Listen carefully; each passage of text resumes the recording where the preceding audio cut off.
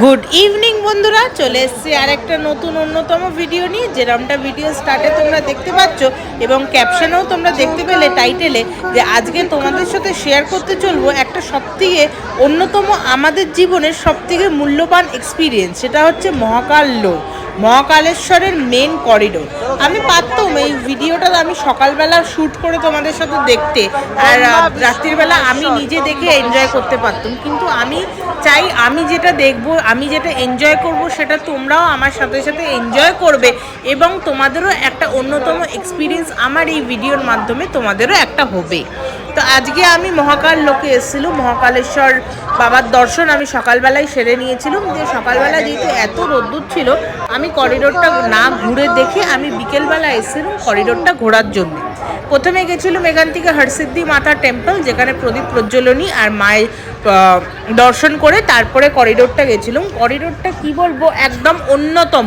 আমার মুখে বলে কিছু মানে আমি মুখে বলে মানে শেষ করতে পারবো না। এর এতটা সুন্দর আর এত বিকরাল এখানের মূর্তিগুলো, এত সুন্দর ইউনিক নিখুঁত কাজ আর এত নিট অ্যান্ড ক্লিন। এখানে অনেক ডেভেলপমেন্ট হয়েছে।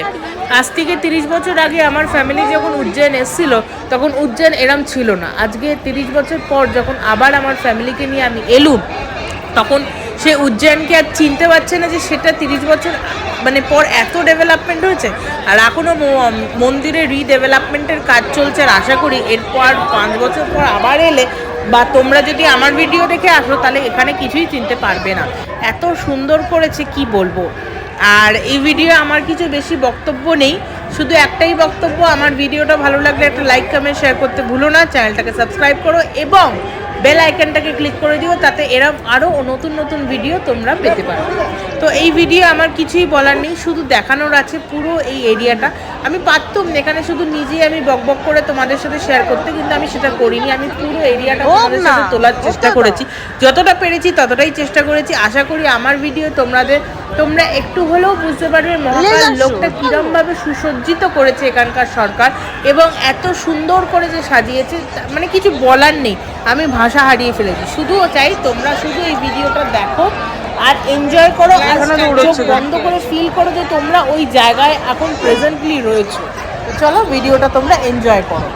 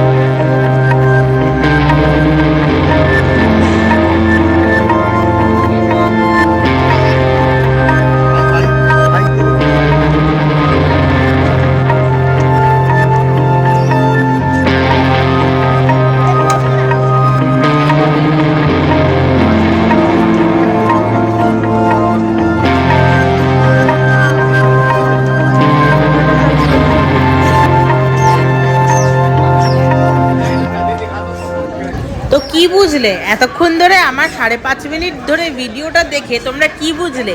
আমার কথাটাই সত্যি হলো না? এত সুন্দরভাবে করিডোরটা সুসজ্জিত করেছে, এত সুন্দর আকৃতি দিয়ে, যে তোমাদের সাথে কি বলবো। সপ্তঋষি থেকে আরম্ভ করে লাইট অ্যান্ড সাউন্ড একদম ফ্রি। আর এই যে করিডোরটা আমরা এসছি, এটা একদম বিনামূল্যে, তোমরা ডাইরেক্টলি বাবা দর্শন করে তোমরা এখান থেকে যেতে পারবে। আর সব থেকে বড় ব্যাপার, আমরা যেখানে উঠেছি, মানে আমরা যেখানে লজিং করছি, যেখানে স্টে করছি, সেটা মহাকাল মহাকালেশ্বর মন্দির থেকেই দেখা যাচ্ছে। আর আমি আর মা হেঁটে হেঁটেই আপ ডাউন করছি। আর এখানে দেখো গাছটা লাগিয়েছে, সেটিং করেছে কি সুন্দরভাবে, আইডিয়া করে, গ্রানাইট পাথর দিয়ে ধাপ বাই ধাপ করে সিঁড়ি করে, খুব সুন্দর। এগুলো মুখে প্রকাশ করা, মানে মুখে বলা যায় না। আর এখানে এবার যেটা নেক্সট তোমাদের সাথে শেয়ার করতে চলবো, সেটা হচ্ছে এখানকার লাইট অ্যান্ড সাউন্ড শো। আশা করি তোমাদের সবার এইগুলো ভালো লাগবে।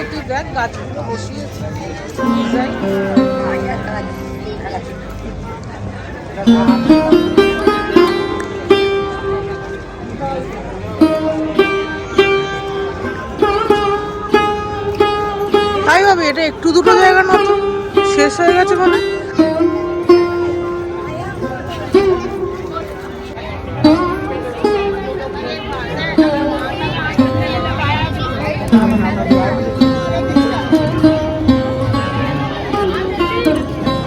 সাউন্ড ভালো, ওই তো লাইট এন্ড সাউন্ড হচ্ছে।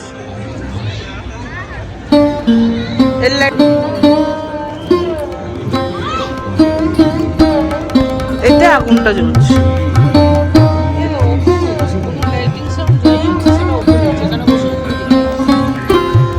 চলো একটু দেখি।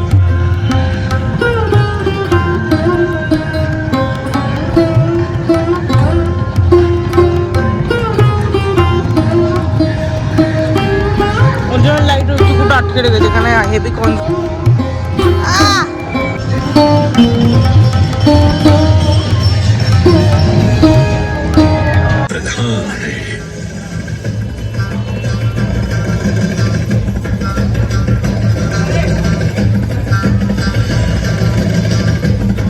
वो महाकाल जिनके त्रिशूल की तीनों नोकों से काम, क्रोध और लाभ पर नियंत्रण होता है, जिनके मसीक है और जिनकी सवारी नन्या, दान और तप का चिन्ह है।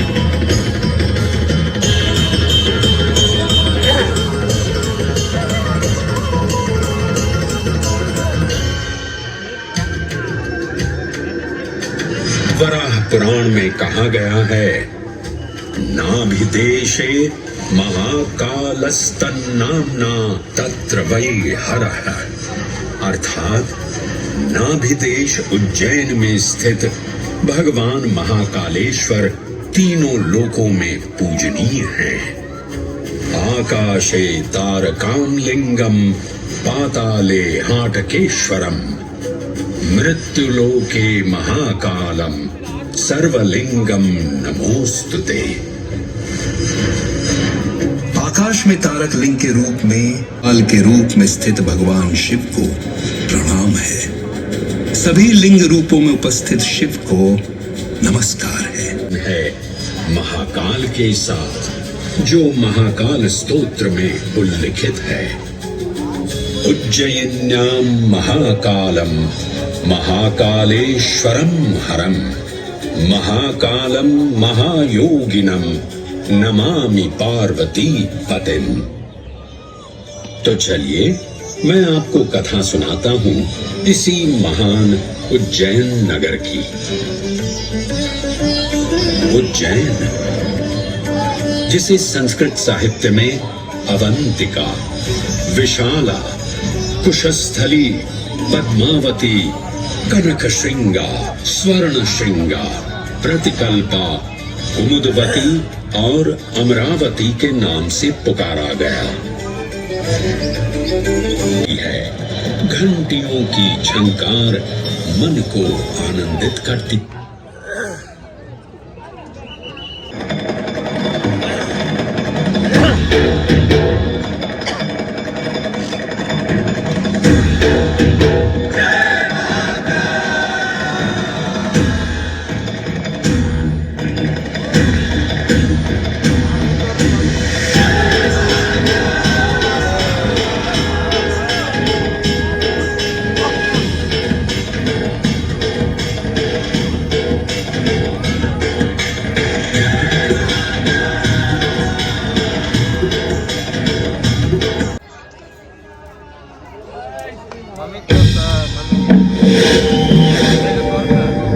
ब्रह्मांड की सबसे प्राचीनतम कहानियों में से आज हम वो कहानी सुनाएंगे जिसका सृजन पूरे ब्रह्मांड के सृजन से पहले हुआ।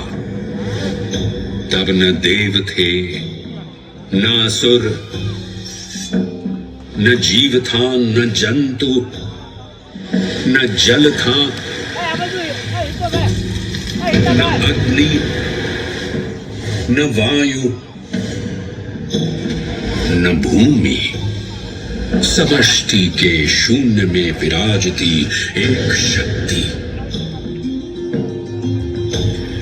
कालातीत और कालों के नियंता।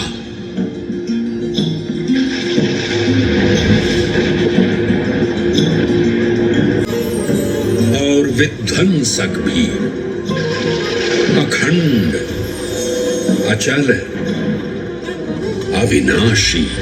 ये कथा है उस महादेव के महाकाल स्वरूप की, जो सृष्टि के आरंभ भी हैं और काल के आगमन भी हैं। वे ही काल के सृजनकर्ता और नियंत्रण करता भी हैं।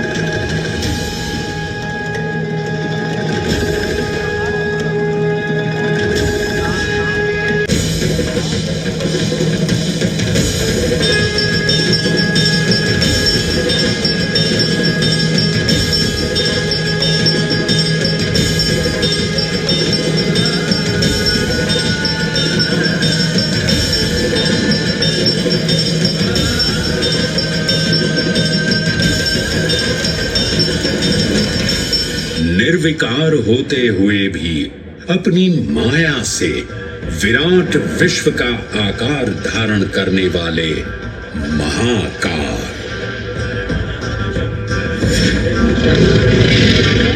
मेरुगिरी को धनुष और भगवान विष्णु को बाण बना दैत्यों के 3 पुरों का नाश करने वाले महाकाल। वो महाकाल जो तीनों लोकों में विद्यमान सभी शिवलिंगों में प्रधान है।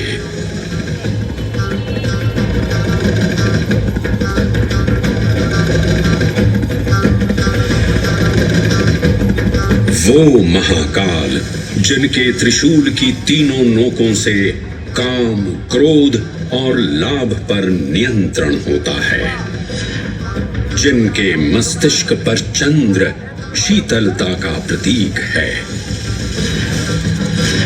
और जिनकी सवारी नंदी के 4 चरण सत्य, दया, दान और तप का चिन्ह है।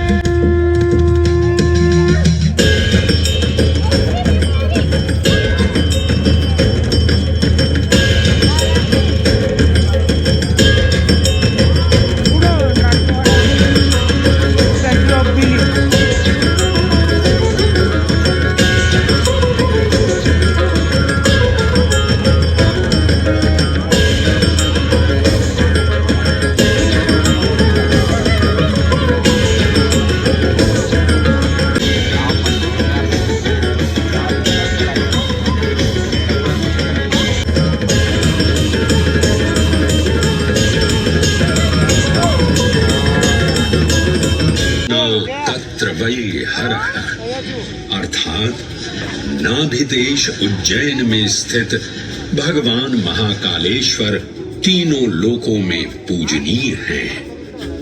आकाशे तारकामलिंगम पाताले हाटकेश्वरम मृत्युलोके महाकालम सर्वलिंगम नमोस्तुते।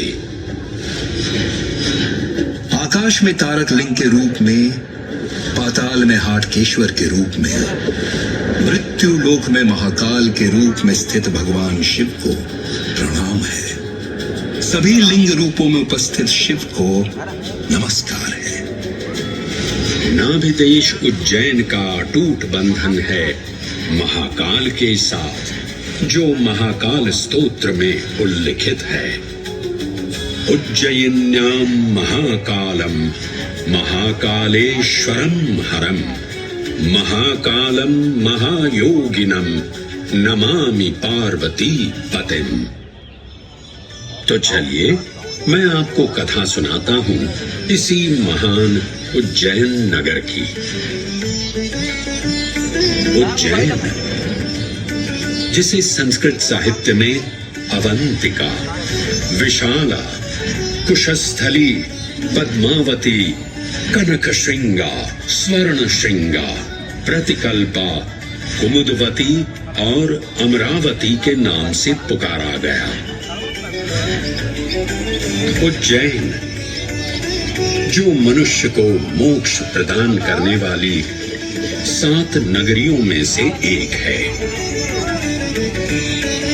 उज्जैन, जहां 84 महादेव का आशीर्वाद प्राप्त है। उज्जैन, जिस पर सदा ही कृपा रहती है महाकाल की। यहाँ सतत क्षिप्रा नदी की निर्मल धारा बहती है। डमरू के नाद से जीवन को ऊर्जा मिलती है। घंटियों की झंकार मन को आनंदित करती है। और यहाँ का आकाश शिव आशीष स्वरूप है। श्मशान ऊषर क्षेत्र पीठम तु मनमेव च पंचकैत्र न लभ्यते महाकाल पुरद्दते। अर्थात यहाँ पर श्मशान, ऊषर यानी अनुपजाऊ भूमि, क्षेत्र अर्थात पवित्र भूमि, पीठ यानी शक्ति स्थान और मन अर्थात आध्यात्मिक शांति का स्थल, पांचों एक ही स्थान पर उपलब्ध हैं। ये संयोग महाकाल की नगरी उज्जैन की महिमा को और गरिमामय बना देता है। उज्जैन के इस अलौकिक स्वरूप से प्रभावित हो महाकवि कालिदास अपने काव्य मेघदूत में लिखते हैं, हे जलधर, यदि महाकाल के मंदिर में समय से पहले तुम पहुंच जाओ तो तब तक वहां ठहर जाना जब तक सूर्य आंख से ओझल न हो जाए। शिव की संध्याकालीन आरती के समय नगाड़े जैसी मधुर ध्वनि करते हुए तुम्हें अपने धीर गंभीर गर्जनों का पूरा फल प्राप्त होगा।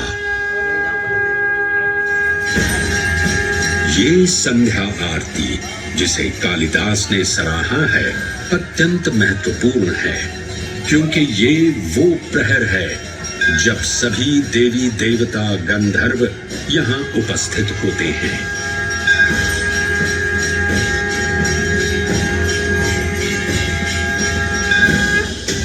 उज्जैन की महिमा अद्वितीय है। सतयुग, त्रेता युग, द्वापर युग और कलयुग, हर युग में इसका अप्रतिम महत्व रहा है।